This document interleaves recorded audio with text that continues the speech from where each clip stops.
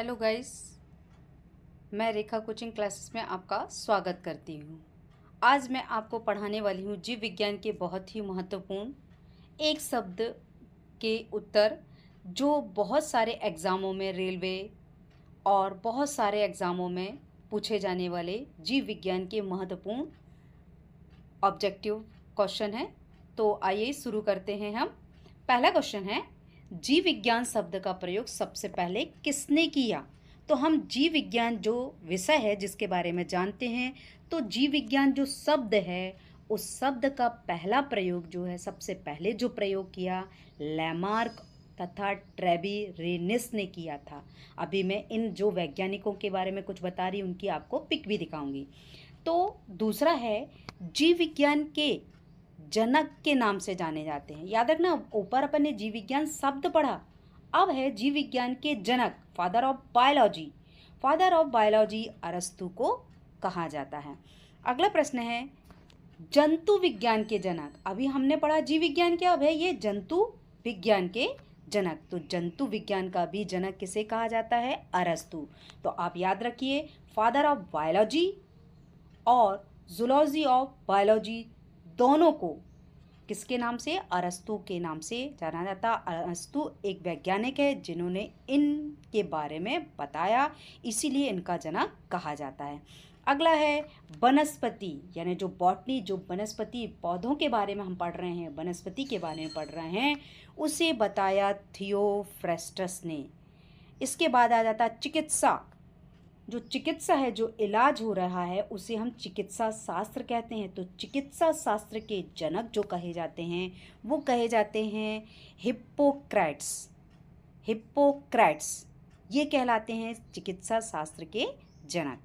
अगला है बॉटनी शब्द की उत्पत्ति, यानी जो हम बॉटनी शब्द बोला हमने, तो वो बॉटनी शब्द कौन सा वर्ड है? इंडियन है, बाहर के जो वर्डिंग है वो क्या, कौन सा शब्द है, उसकी उत्पत्ति कहाँ से हुई है? तो उसकी उत्पत्ति हुई है ग्रीक शब्द से। आइए हम जानेंगे, जो अरस्तु और अन्य वैज्ञानिक हैं उनकी पिक देखेंगे। हाँ बच्चों, देखिए सबसे ऊपर जो वैज्ञानिक हैं वो हैं थियोफ्रेस्टस। उसके जस्ट बगल से आप ये दिखाई दे रहा है अरस्तु। अरस्तु के नीचे जो हैं, ये जो वैज्ञानिक है ये हैं लैमार्क, और लैमार्क के जस्ट बाजू से जो हैं हिप्पोक्रेट्स हैं। ये वैज्ञानिक आपको को पिक इसलिए दिखा रहे हैं क्योंकि आप ये जान सको कि ये वैज्ञानिक जिनके बारे में हमने अभी पढ़ा, ये वैज्ञानिक हैं। आइए अगला क्वेश्चन है अपना।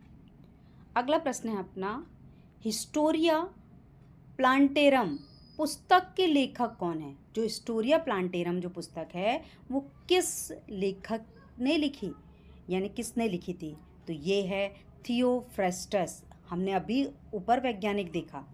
अब अगला है हिस्टोरिया प्लांटेरम। याद रखिए, वहाँ हिस्टोरिया प्लांटेरम पुस्तक के लेखक थियोफ्रेस्टर हैं। यहाँ भी हिस्टोरिया प्लांटेरम की जो पुस्तक के लेखक हैं वो कौन है? अरस्तु। तो दो पुस्तक हैं, वो थियोफ्रेस्टस ने अलग लिखी और अरस्तु ने अलग लिखी। अब अगला है चिकित्सा शास्त्र के विद्यार्थी को किसकी शपथ दिलाई जाती है? Very very important. तो किसकी? जिसके जनक जो हैं हिप्पोक्रेट्स, उनकी शपथ दिलाई जाती है। अगला प्रश्न है, वह विज्ञान जिसका संबंध जीवनधारी के अध्ययन से होता है वो क्या कहलाता है? तो हम जीवधारियों के बारे में, पेड़ पौधों के बारे में किस किस से पढ़ते हैं? जीव विज्ञान से पढ़ते हैं। अगला प्रश्न है, फाइकोलॉजी में किसका अध्ययन किया जाता है? तो जो फाइकोलॉजी होती है, फाइकोलॉजी में हम शैवाल का अध्ययन करते हैं। शैवाल प्लांट के समान, जीव के समान, प्लांट और जीव के समान पौधे होते हैं, प्लांट के समान जो जीव होते हैं वो कहलाते हैं शैवाल। तो शैवाल का जो है फाइकोलॉजी के अंतर्गत किया जाता।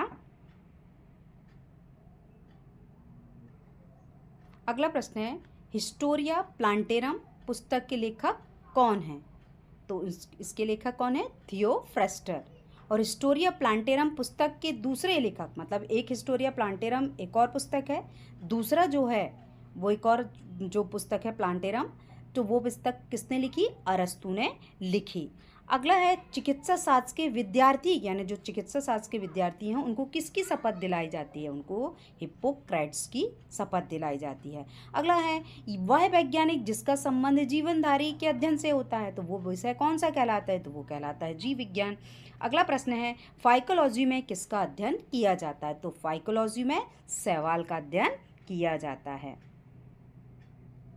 अगला प्रश्न है पर्यावरण का अध्ययन जीव विज्ञान की किस भाषा के अंतर्गत किया जाता है? तो पर्यावरण का अध्ययन पारिस्थितिकी कहलाता है, जिसे इंग्लिश में हम इकोलॉजी कहते हैं। अब अगला है फूलों के संवर्धन के विज्ञान को क्या कहते हैं? यानी जो फूलों का जहाँ संवर्धन होता है वो उसके लिए किस वर्डिंग का यूज़ किया जाता है? तो वह कहलाता है फ्लोरिकल्चर। अगला है डेंड्रोलॉजी शब्द का संबंध किससे है? डेंड्रोलॉजी जो शब्द है उसका संबंध होता है झाड़ियों के अध्ययन से, यानी झाड़ियों के बारे में, कांटों के बारे में, बहुत सारी ऐसी झाड़ियाँ होती हैं जिन्हें हम नहीं जानते, उनके बारे में अध्ययन करना क्या कहलाता है? डेंड्रोलॉजी। और पुष्पों का अध्ययन क्या कहलाता है? तो पुष्पों का अध्ययन क्या कहलाता है? एंथोलॉजी। जीवाश्म वनस्पति विज्ञान में अध्ययन किया जाता है, तो जीवाश्म वनस्पति विज्ञान के अंतर्गत किसमें अध्ययन किया जाता है? उसके नाम से ही समझ में आ रहा है, आप समझ रहे हैं जीवाश्म वनस्पति, तो किसका अध्ययन किया जाएगा? जीवाश्म का।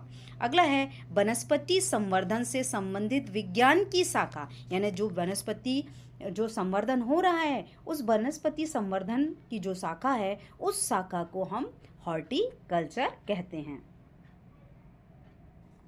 अगला प्रश्न है जीवों एवं वातावरण की अंतर अभिक्रिया से संबंधित जीव विज्ञान की शाखा क्या कहलाती है? पारिस्थितिकी। अपन ने पीछे ही पढ़ा बच्चों कि जो वातावरण से संबंधित में जो बतलाए वो कौन सी शाखा? वो कहलाती है पारिस्थितिकी।